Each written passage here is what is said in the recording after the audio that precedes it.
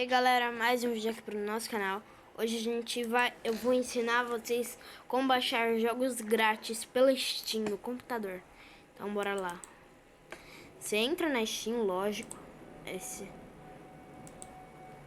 Quando você tiver Steam, você entra na Steam. Eu vou vir aqui adicionar jogos. Adicionar jogos. Pera aí, gente, só um minutinho. Pronto, gente. Aí, olha, vocês vêm aqui em jogos. Aí, ó. Tá aqui, ó. Gratuitos para jogar.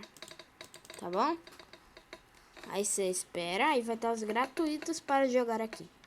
Aí você escolhe qual é do seu gosto. Aí você pega o que é do seu gosto. E eu vou ver aqui qual que é do meu gosto. Vamos nesse.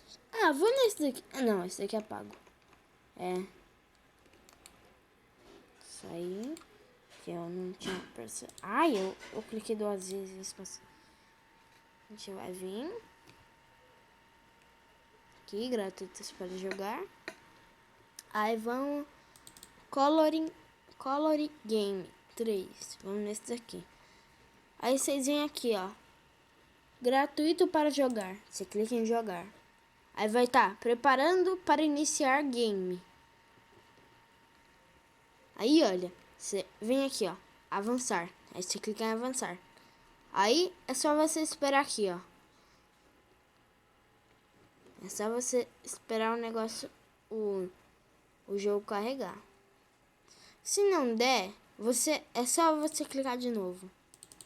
Que daí às vezes dá uma travada no meu computador e eu não sei o que acontece.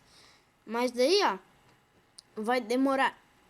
Pra mim, demora muito tempo pra mim. Aí vocês esperam isso daqui terminar. Aí vocês vai estar lá. Você pode clicar aqui, ó, iniciar o jogo quando estiver pronto. Aí quando estiver pronto, ele já vai entrar no jogo. Aí quando estiver pronto, vai aparecer uma telinha que nem apareceu no meu. Mas espera aí. É que eu baixei um jogo que chama... esse jogo aqui, ó. Esse aqui, ó. Eu esqueci qual que é o nome dele. Mas daí, ó. Era pra ter aparecido uma telinha. Mas como... Ó. Aí, ó. O meu não demorou tanto assim. Aí, olha. É só você esperar essa barrinha chegar até o final. Aí vai aparecer uma telinha aqui, que nem apareceu no jogo que eu baixei, que eu já falei, que é o de baixo. Eu não sei se vai aparecer na telinha, mas vai aparecer alguma coisa aí. E o jogo vai iniciar, tá bom, gente? Então, esse foi o tutorial. Então, falou, fui!